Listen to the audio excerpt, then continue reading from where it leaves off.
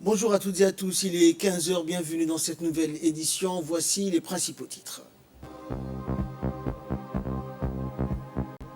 Une importante délégation gouvernementale conduite par le président de l'Assemblée nationale est allée à la rencontre de la population des localités de Lhassa et de ses environs. Et dans l'actualité africaine, la révolution numérique créatrice d'emplois en Afrique. Bonjour à tous et bienvenue dans cette nouvelle édition. Dans le cadre de la politique de développement économique et social mise en place par le président de la République pour améliorer durablement les conditions de vie des populations, une forte délégation conduite par le président de l'Assemblée nationale, Mohamed Ali Hamed, accompagné du ministre du Budget, du secrétaire d'État au sport, des parlementaires et des hauts cadres d'administration centrale et des cadres issus de la région d'Obok, s'est rendu dans la localité de Lhassa, dans la sous-préfecture de Khorangar, dans la région d'Obok. La localité de Lhassa est située à 55 km au nord du chef-lieu de la région d'Obok. La délégation a été d'abord accueillie chaleureusement à Obok par le préfet de la région, Abdelmalik Mohamed Banoïta, par le président par intérim du conseil régional, Ahmed Ali, des autorités civiles et militaires et des parlementaires, des élus locaux, des hauts cadres d'administration et des représentants de la société civile.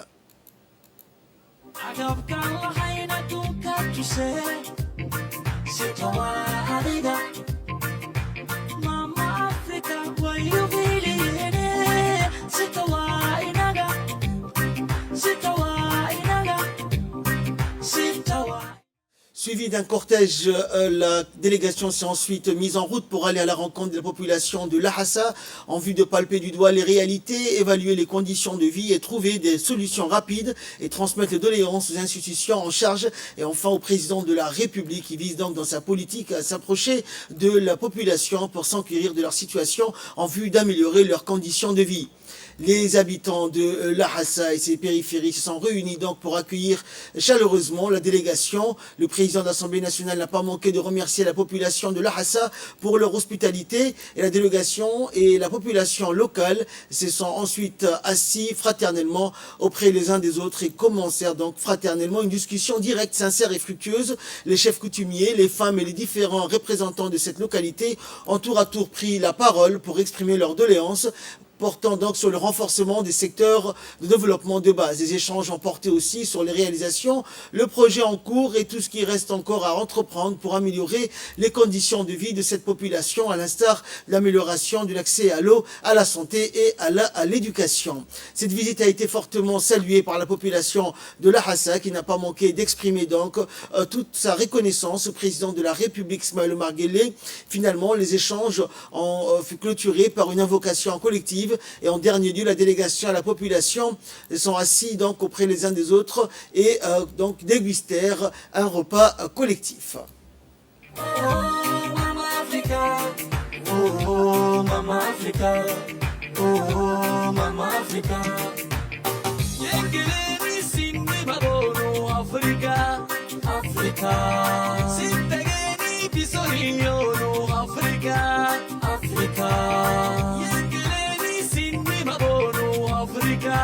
Africa, sittageni bisohiyonu Africa, Africa, Africa, laylo yarhiba, isin yabutil, inki harhiba, Africa, laylo yarhiba, isin yabutil, inki harhiba.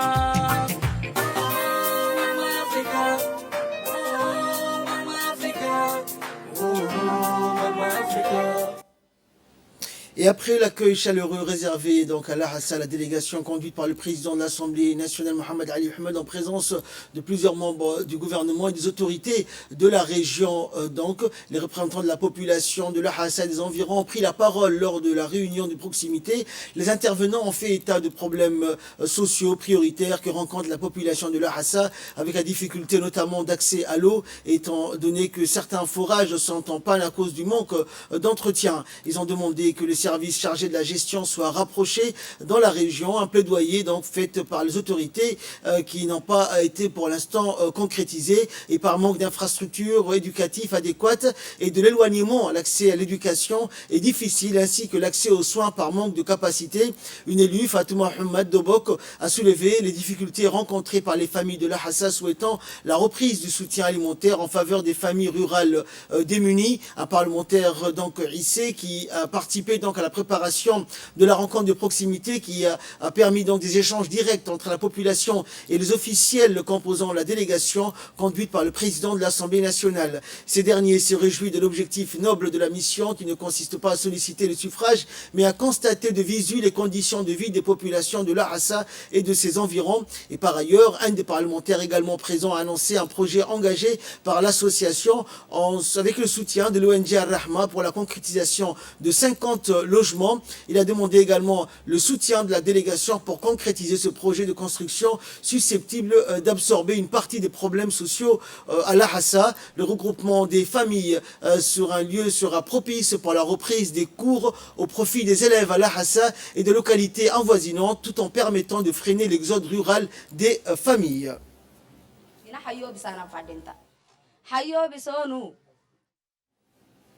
Et de son côté, le secrétaire d'État au sport, donc Hassan Mohamed Kamil, originaire de la région d'Obok, a remercié la population donc pour la qualité de l'accueil. Nous sommes venus à l'Ahassa, a-t-il indiqué, avec la délégation conduite par le président de l'Assemblée nationale pour être à l'écoute de nos concitoyens de l'Ahassa. Nous ramenons également des soutiens pour les familles démunies du secteur. Notre première mission, conformément à la politique de rapprochement de l'administration et des administrés, surtout dans les zones, est d'être donc à l'écoute et de découvrir par nous-mêmes les conditions de vie de nos concitoyens de l'Ahassa et de ses environs. Nous avons participé, a-t-il poursuivi, à des réunions similaires dans les autres régions et aujourd'hui, je suis satisfait, a indiqué le secrétaire d'État, que la délégation conduite par le président Ahmed séjourne dans la région d'Obok pour une réunion de proximité avec la population de l'Ahassa et de ses environs.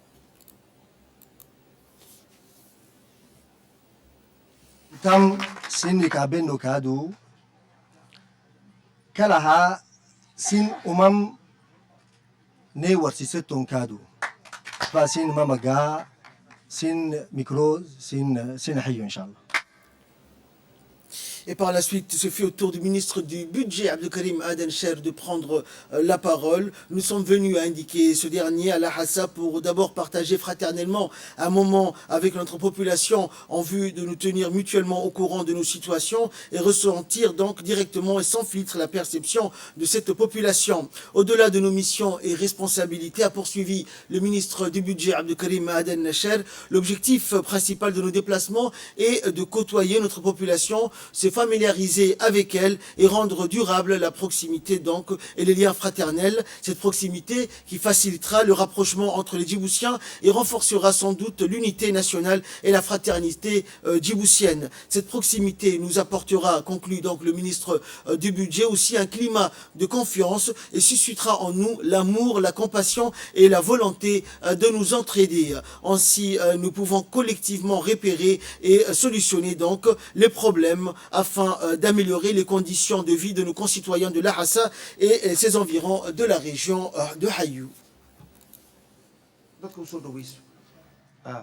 xilliga haddii xaggan jirin dee waa anagu wasiirka u sheegay hijadaha ugu dhaadheer bas baa lagu caawiyaa si ubadka loo soo walagaro loo keeno meel ineel de baadiyaan deganay waan kala dheerne insha allah intaana waa la heli doonaa shasfaaq insha allah forasyaasha waxaan u malayaa dhibaato badan bay naga haysta biyaha halka biyaha insha allah waan ka baxaynaa dee imika waa proje weyn baa la wadaayo cabdo bay hor joogay forashadan problem kale waxaa jirta madaxweynuhu yidhi waa la waxyaan malayaa noorkana unitiya waxayaa la yidhi suudkana waxayaa la yidhi sidee uu su-aashu lahaa gaarigii baa ku maancal sabiixanba maxay tajoora oo xaggana bilaa biyo waa khalad weyn may waa la waxaynayaa unitiya baa la saarayay noorka oo loo soo dhaweynayay jeniqalka iyo xagga la geynayay oo si ay wixii noor ka dhacaba ay daqiiqta ma u hagaajiyaan ducaali tuu leeyahay beeshtu waa wax aad loo qabto maanta la sheegi karo la taabsan karo xagga ondikaabka xilliga wax la sheegaba uu tagaa meesha xilligaa maxay ahayd waladira wixii dee regionku jira deg degna wuu iman doonaan isagu waa très efficace waa la waxayn. Et enfin, clôturons la série des interventions. Le président de l'Assemblée nationale qui conduisait donc cette délégation pour la visite à Lhassa dans la région d'Obok a indiqué donc, je cite, en s'adressant à l'assistance lors de la réunion de proximité, le président a d'abord remercié la population de Lhassa et ses environs pour l'accueil chaleureux en son nom et au nom de la délégation qui l'accompagne. Le premier objectif de notre mission, a-t-il indiqué à Lhassa, est de constater par nous-mêmes les conditions de vie de nos concitoyens de cette localité située à 55 km au nord du chef-lieu de la région de Hayou. Nous avons fait des visites similaires dans les autres régions et aujourd'hui, c'est le tout dans la région d'Obok, en nous rendant à Lhassa avec une forte délégation composée des membres du gouvernement, des parlementaires et des hauts responsables. D'emblée, le président de l'Assemblée nationale a affirmé que la délégation est à Lhassa pour échanger et discuter donc avec nos concitoyens du secteur dans cette zone rurale, ajoutant que la délégation n'est pas venue pour solliciter des voix des habitants, non, mais de faire des annonces ou des promesses. Nous sommes venus pour constater par nous-mêmes les conditions de nos concitoyens, trouver des solutions rapides sur place aux difficultés soulevées et répertorier donc et trier les doléances afin de faire le plaidoyer et le suivi auprès des institutions en charge des dossiers pour satisfaire la population de Lhassa et de ses environs. Par cette visite, nous voulons montrer que nos concitoyens ont le droit de résider, de vivre sur l'ensemble du pays. Par ailleurs, nous voulons aussi montrer que les citadins et les ruraux doivent bénéficier des droits identiques et des mêmes avantages pour promouvoir le développement socio-économique. Nous avons aussi pour objectif, a poursuivi le président de l'hémicycle, d'engager des réflexions pour trouver des solutions à l'exode rural. Et pour cela, il appartient aux décideurs, en accord avec la population, de pouvoir garder et fixer nos concitoyens dans leur lieu de résidence en mettant en place des opportunités et des moyens adéquats pour vivre correctement avec dignité et pouvoir s'épanouir et se développer. بره دوش قرم حباي مقالة وباناهاي ووهن كادو تادهي اللي كلاني نحكين اللي كان سولسدنا محارحة كين فردينتا إياني من ملكادو. Retrouvons la suite de notre journal. Dans le cadre du pacte national de solidarité élaboré et adopté par le gouvernement à la suite de la crise de la Covid-19, le gouvernement, par l'intermédiaire du ministère de l'économie et des finances et du bureau du FSTPME, a procédé à l'octroi des dons pour les propriétaires et chauffeurs des taxis de la ville de Djibouti.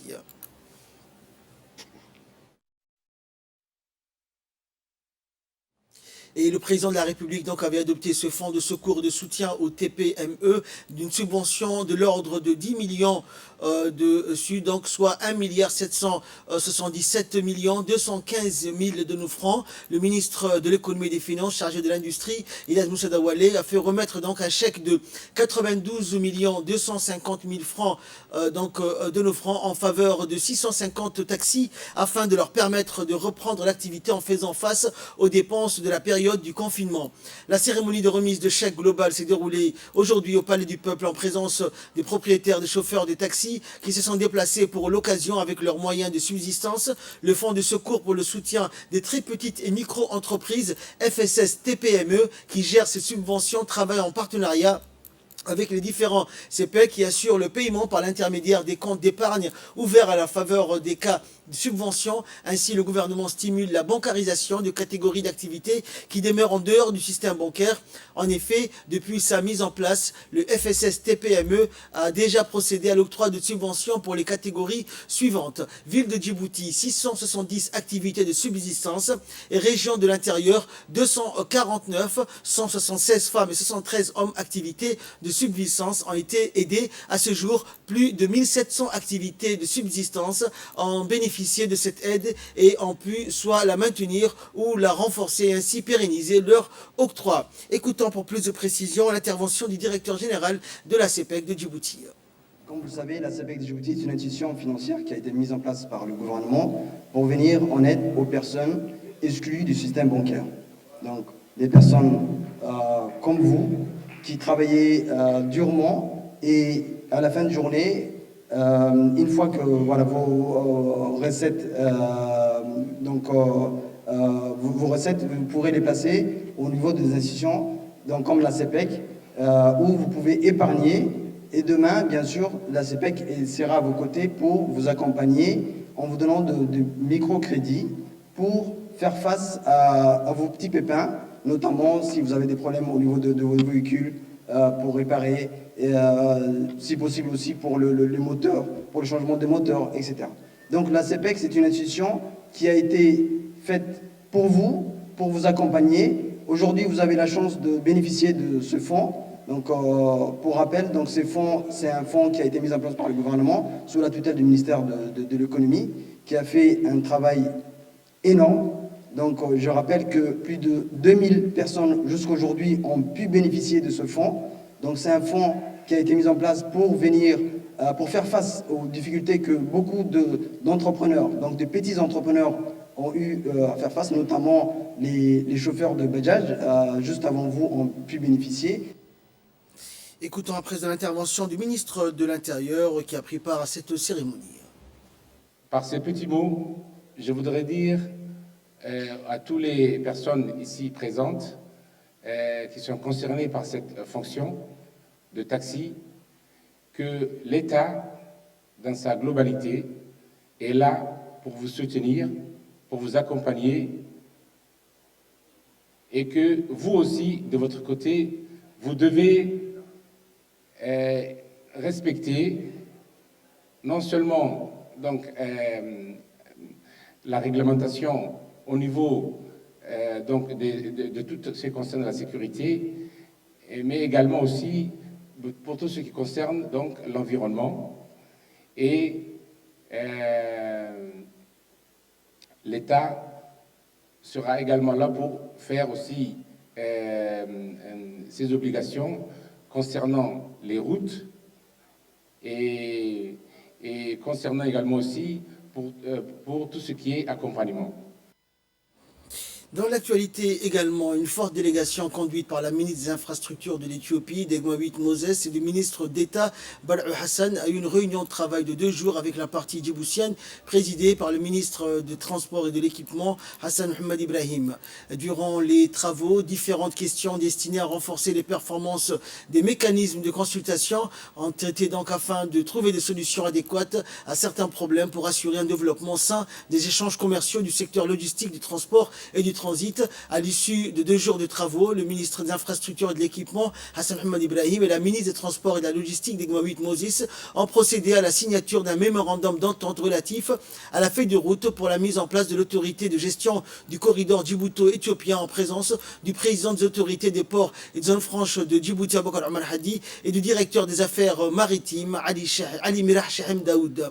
Les 2 parties se sont convenues à promouvoir une meilleure coordination entre les différentes institutions intervenant dans la chaîne logistique. La ministre des Infrastructures de l'Éthiopie, Degmawit Moses, a remercié les 2 délégations qui ont travaillé d'arrache-pied pendant 2 jours donc pour faire avancer ce processus sur la logistique.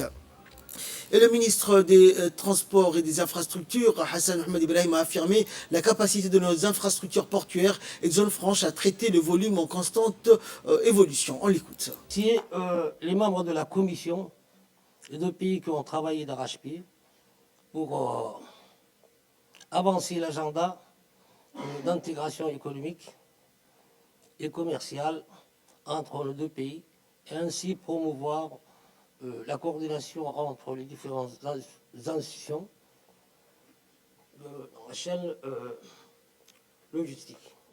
Je vous réaffirme la capacité de nos infrastructures et de zones franches peut traiter les volumes en constante augmentation pour quand même répondre à leurs besoins. La saison d'impact d'un port du vrac solide qui est prévu d'attendre jusqu'à 6,1 millions de tonnes sera traitée avec une performance encore plus soutenue et sans faille. Les instructions ont été données dans ce sens. Enfin, je tiens quand même à faciliter de cette volonté affichée d'ouvrir le marché du multimodal en Éthiopie. Je pense que cette approche insufflera une nouvelle dynamique dans le secteur logistique et portières. Le Djibouti Palace Kempinski a abrité un atelier sur la sécurité sanitaire des aliments et le système de contrôle alimentaire, atelier qui s'est déroulé sous l'égide du ministre du Commerce et du Tourisme et qui a rassemblé tous les experts, mais aussi le personnel des institutions concernées de près ou de loin.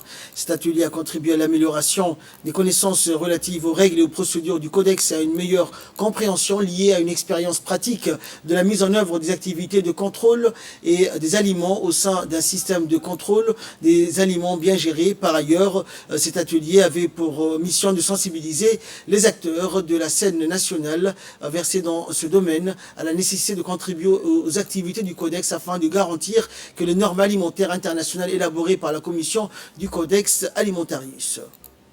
La FAO est la seule organisation internationale qui supervise tous les aspects de la filière alimentaire, offrant ainsi une vision unique et à 360 degrés de la sécurité sanitaire des aliments.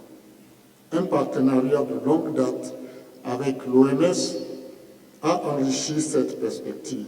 Grâce à leur mandat complémentaire, la FAO et l'OMS traitent diverses questions en vue de contribuer à la sécurité sanitaire des aliments à l'échelle mondiale et de protéger la santé des consommateurs. D'une manière générale, l'OMS supervise le secteur de la santé publique avec lequel elle entretient de solides relations et la FAO, quant à elle, s'occupe des questions de sécurité sanitaire des aliments tout au long des diverses chaînes de production alimentaire. La sécurité sanitaire des aliments joue un rôle essentiel pour garantir que les aliments soient sains à tous les stades de la chaîne alimentaire, de la production à la récolte, en passant par la transformation, le stockage, la distribution, la préparation et la consommation. J'encourage dans la foulée tous les participants de cet atelier qui représentent autant les acteurs publics de la sécurité sanitaire des aliments que le secteur privé et la société civile à participer activement aux travaux et discussions des journées à venir. Écoutons à présent l'intervention du ministre du Commerce qui s'est réjoui de la tenue de cet atelier. Le Djibouti importe la quasi-totalité des produits alimentaires. De ce fait, la sécurité et la qualité alimentaire sont des enjeux majeurs dans notre pays. Afin de garantir cette sécurité auprès des consommateurs, le gouvernement djiboutien a engagé de vastes réformes dans le domaine de la normalisation et la promotion de la qualité afin de contribuer à l'amélioration de la sécurité sanitaire des aliments. Dans cette optique, notre pays dispose de l'arsenal juridique nécessaire et vient en outre de se doter d'une nouvelle structure en charge de l'élaboration de normes alimentaires dénommée Agence djiboutienne des normes et de la qualité.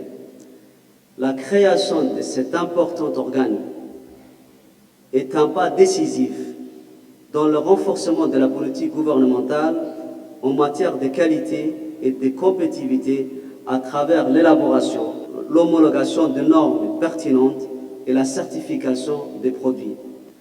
L'action menée par notre gouvernement sur la question de la sécurité sanitaire des aliments s'est aussi concrétisée avec la création d'un comité national du Codex Alimentarius qui regroupe tous les acteurs publics en charge de la sécurité sanitaire des aliments ainsi que des représentants du secteur privé de la société civile. Le ministère du Commerce est le point vocal de ce comité. Ce comité vise à contribuer à l'adoption et l'application des normes du Codex Alimentarius en vue de promouvoir au niveau national un système efficace de sécurité sanitaire des aliments consommés à Djibouti. Mesdames et messieurs les participants et participantes, je ne doute pas qu'à l'issue de cette formation, vous allez améliorer vos capacités de résoudre les problèmes liés à la sécurité sanitaire et la qualité des produits alimentaires consommés à Djibouti. Et là, nous passons à ce qui fait la une de l'actualité internationale. C'était dans le titre de cette édition, la révolution numérique créatrice d'emplois en Afrique, l'importance de la transformation numérique dans la création d'emplois de qualité et la relance économique des pays africains post-pandémie. Tel est l'axe principal du rapport Dynamique Développement en Afrique 2021. Fruit d'un partenariat entre l'Union africaine et le Centre de développement de l'OCDE, l'édition portugaise de ce rapport, financé par l'Institut CAMOES, a été présentée mercredi au siège de la CPLP, la communauté des pays de langue portugaise à Lisbonne. La pandémie a stimulé la demande de solutions numériques dans les pays africains, lusophones et le reste du continent africain, mais elle a aussi accentué les inégalités, comme le souligne le directeur du Centre de développement de l'Organisation de coopération et de développement économique. En plus de faire le point sur l'impact de la crise sur le continent africain, le rapport propose des recommandations aux gouvernements et entreprises africaines sur les politiques publiques et le partage des bonnes pratiques pour stimuler la reprise et la création d'emplois. Fin de cette édition. Merci pour votre très aimable attention. Restez avec nous pour la suite du programme.